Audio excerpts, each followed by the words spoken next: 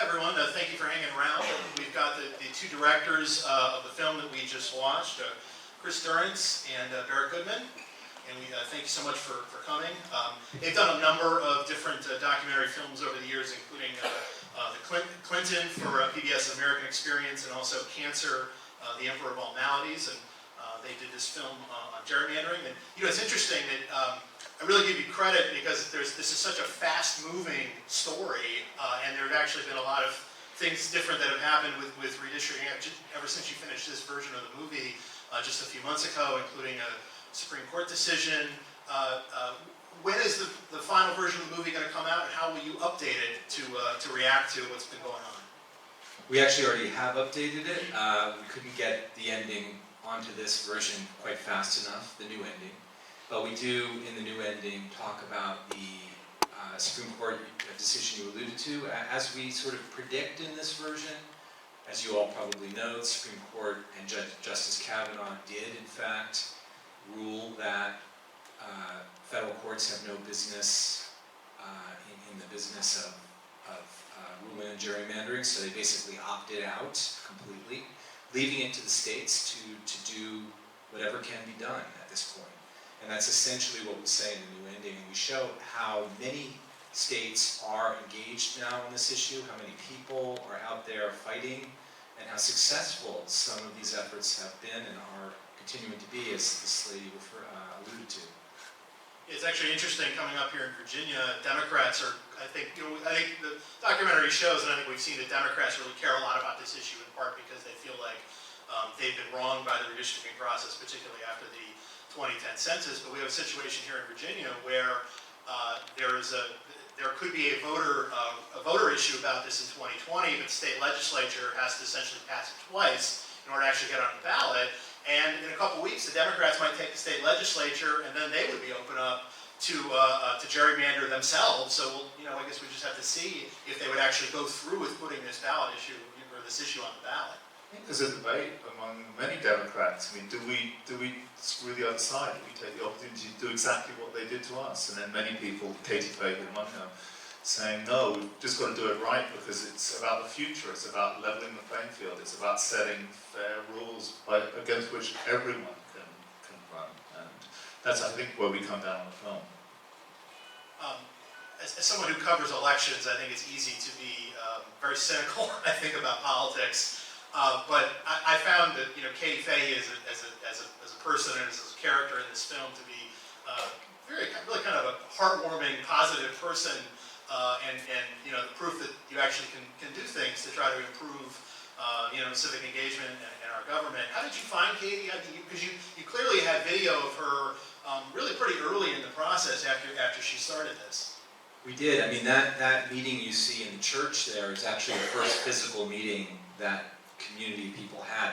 They'd gotten to know each other a little bit online, but they hadn't yet actually met each other. So we were in very early. We heard about Katie, we began researching this, two and a half, 3 years ago, and one of the first people we spoke to was a guy who had been holding these community meetings. And we asked him, we're very interested in what we're doing, you seem, to be able to explain this very clearly, and he said, listen, don't interview. We did end up interviewing him. He said, don't focus on me. You need to focus on this young woman named Katie Faye. She started this organization. She's incredible. It's her first time in politics. Everything he said made us sort of perk up our ears.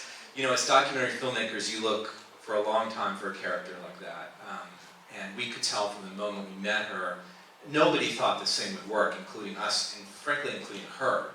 But we could tell there was something magical about her energy, and the people around her, and what they were doing, the purity of it, the passion behind it. And we said, listen, we're along for the ride. If you let us, and they did, we're going to follow this wherever it goes. And every single time an obstacle came up, they managed to overcome it. It was heartwarming, as you say. Another part of the film that I really enjoyed, because I personally kind of identified with it, was the two lawyers involved in the Wisconsin Supreme Court case, sitting just like everybody else, updating SCOTUS blog or whatever, waiting for those decisions to come. And of course, even the lawyers involved in the case don't know, when the Supreme Court is going to come. And so, in fact, you guys would probably have a lot of footage of them just sitting around and not getting not even seeing the decision, which I guess is, part of it is in the film. Absolutely. Yeah, absolutely. I mean, it's just surprising how archaic in some ways this whole system is, but they have no idea. Just everyone's waiting for the tablets to come down from the mountain that are going to change, their lives, all our lives, frankly, in this case, because this is such a consequential, such a momentous issue. Yeah, I mean, it's just hard. It's hard to figure out how to manage this process and bring it alive, bring it vividly to life. But they were just wonderful, young, just vibrant, smart people that we really hope that we captured that essence too. Just one little, I was actually, frankly, surprised by their reaction in that it wasn't more heart-rending. I mean, these folks, Nick and Ruth, poured themselves into this case for several years. Nick couldn't get it entirely into the film, but Nick essentially originated the standard, the theory on which most of these cases that are succeeding at the state level, at the federal level below the Supreme Court are winning based on his work. And to see the Supreme Court not even address it, basically to say, you don't have standing, go home and do it again. I mean, all he came out with was a few fucks, but really I was surprised that he wasn't ripping the place apart. And of course Ruth, who is so perennially optimistic, was just like, okay, we'll get him next time. But I was heartbroken, and I'm sure, in private they were too. But yeah, they're amazing, amazing people, and they're still at it, fighting as hard as they can. What I hope that they've done is and this is really Nick's work, and then another guy that he works with, an Australian social scientist. And Robert's dismissed their work as gobbledygook, but I think they might actually have changed the landscape on gerrymandering. I really hope so, because they've given us a metric, they've given us a way of measuring it. And before now you would just say, it looks bad. I don't know, it just seems like things are out of whack. The guys who get 40% of the votes are getting 60% of the seats. But they actually put a number on it. And then they took every election that's ever happened in the States and measured those as well. So there's now a reference point. So now what happens in Virginia, what happens in Pennsylvania, what happens in New Jersey, what happens in Michigan and Wisconsin, you can see where this stands of what your politicians are doing, what Democrats are doing, what Republicans are doing, and how they are slanting, how they are skewing that playing field.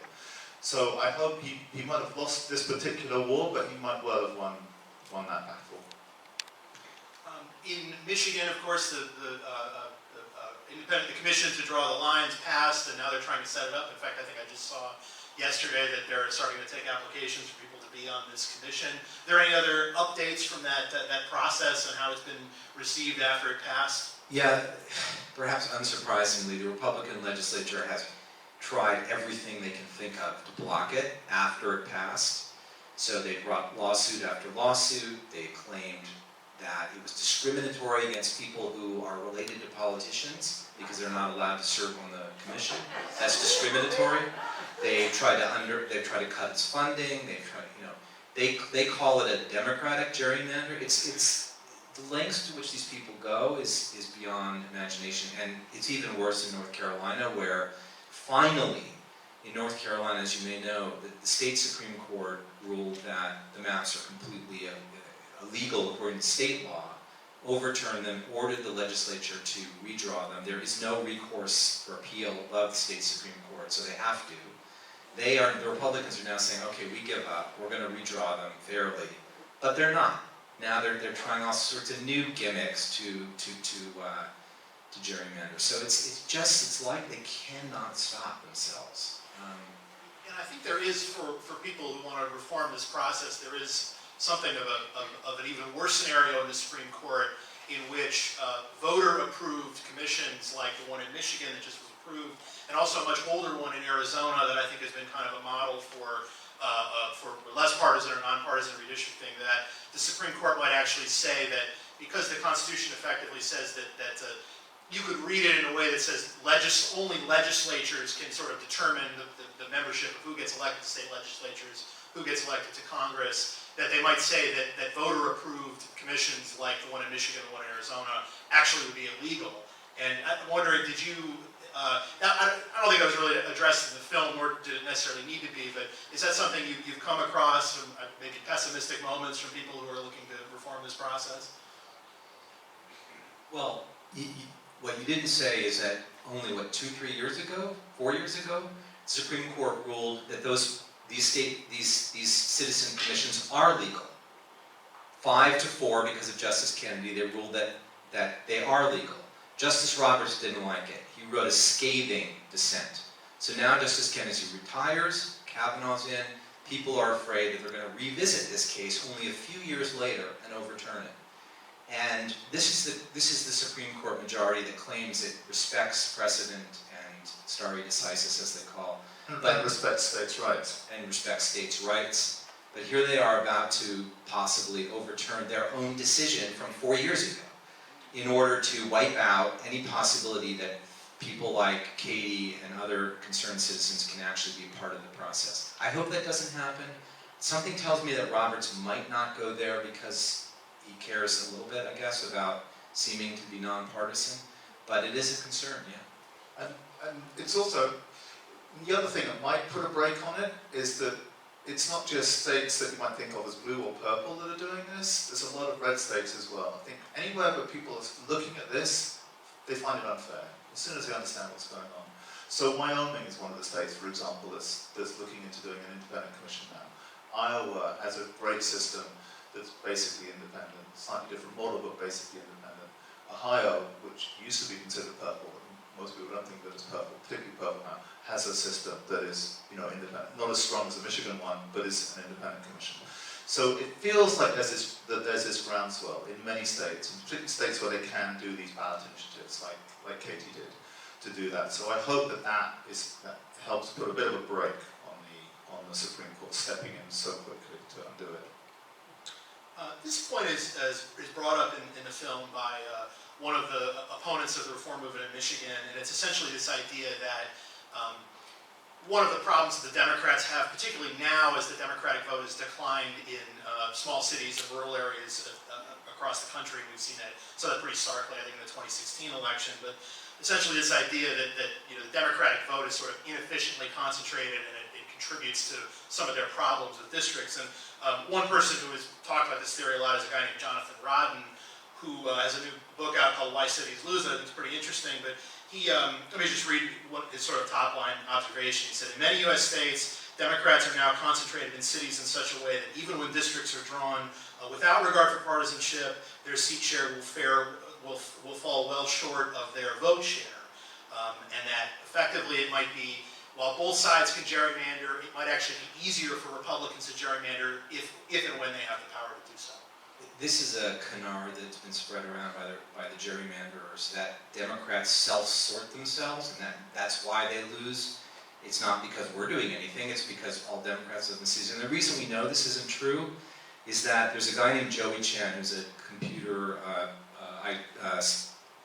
amazing computer scientist out of Michigan State, I believe, or Michigan, who's been the star witness at each one of these lower court cases in Wisconsin, North Carolina, elsewhere as well. And he produces, what he's done is he's run computer simulations taking partisan politics out and using only the traditional criteria for redistricting, which is keeping districts compact and keeping them contiguous, as he puts them, etc. The things that used to be the criteria for how you draw a district. Takes partisan politics out, and then he lets the computer draw thousands and thousands of maps. And guess what? Not a single one turns out as partisan as the maps that are drawn by the gerrymanderers. So it's not like if you just took politics out, Democrats, because they all live together, you'd find this skewed result. To the contrary, you don't get anything like the skewed result based on random drawing, based on these criteria. So, and his evidence was accepted by every one of these courts as definitively, proving the concepts that gerrymandering is done intentionally with consciousness. It's not some artifact of geography.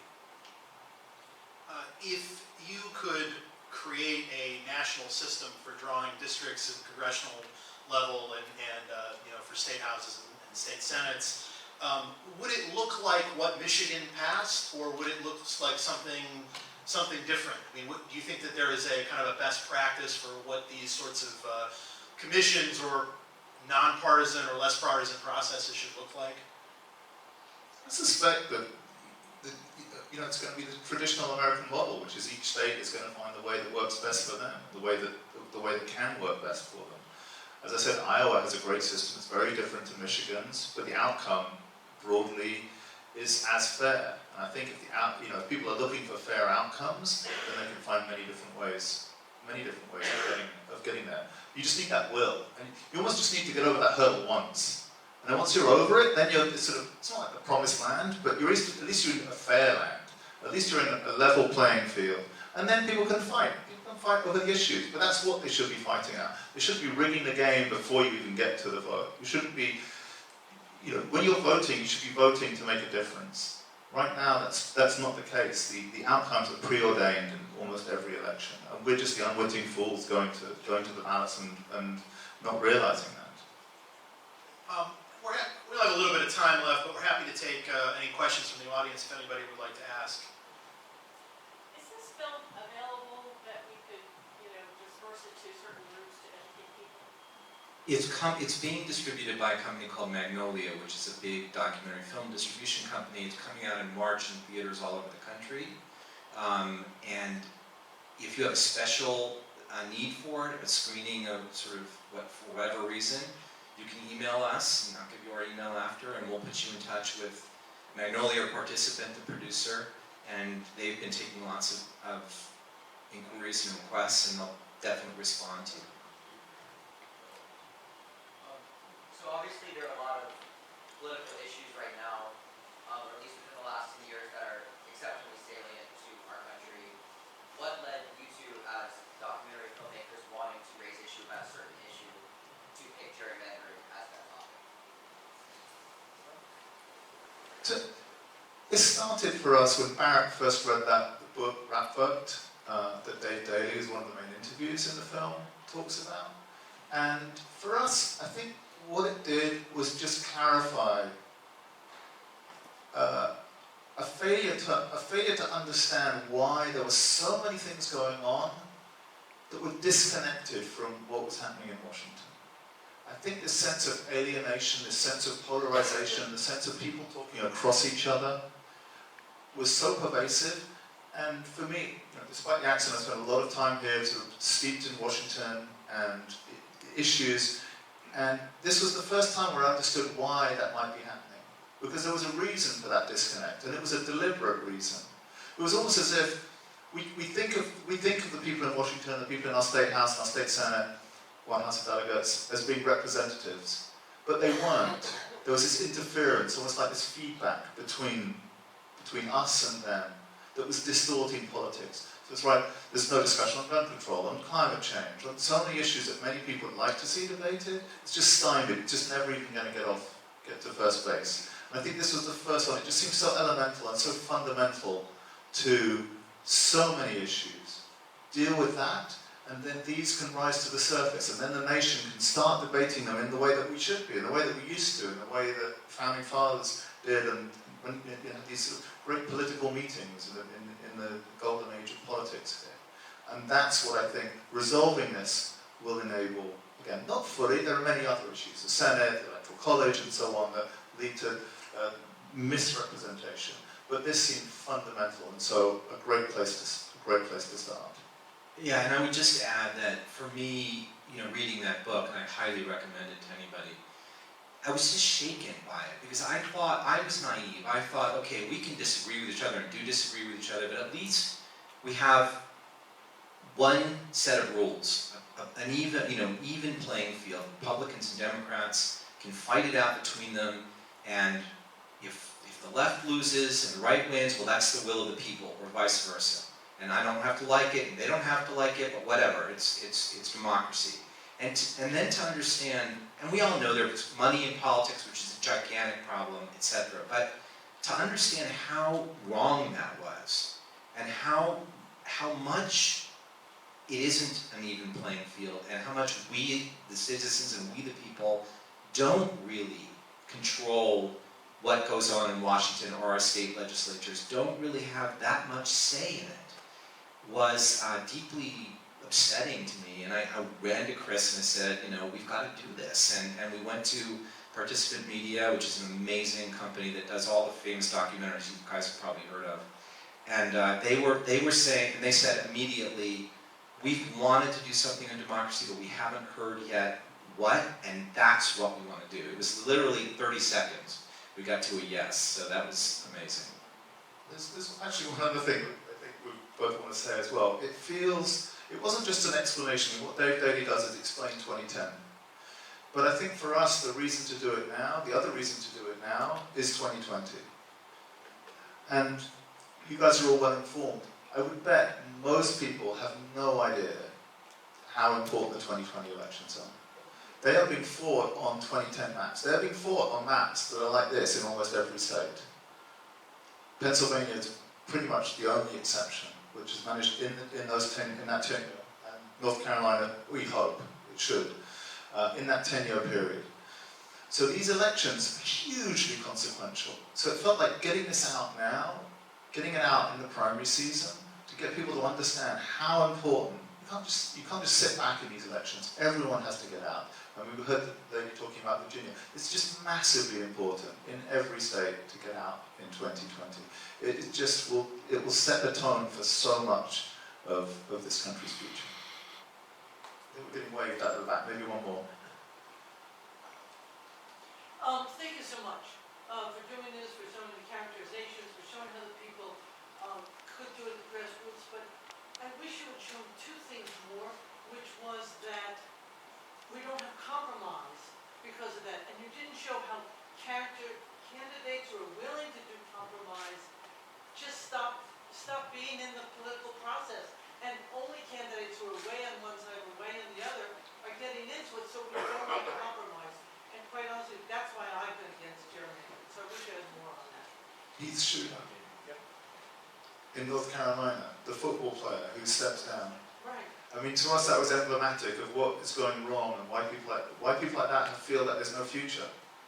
And that just feels just fundamentally wrong. If we can move beyond that, then I think we'll all be better off. Yes. But we're happy to stick around. I think they've got another screening, but thank you all for coming. Thank you so much.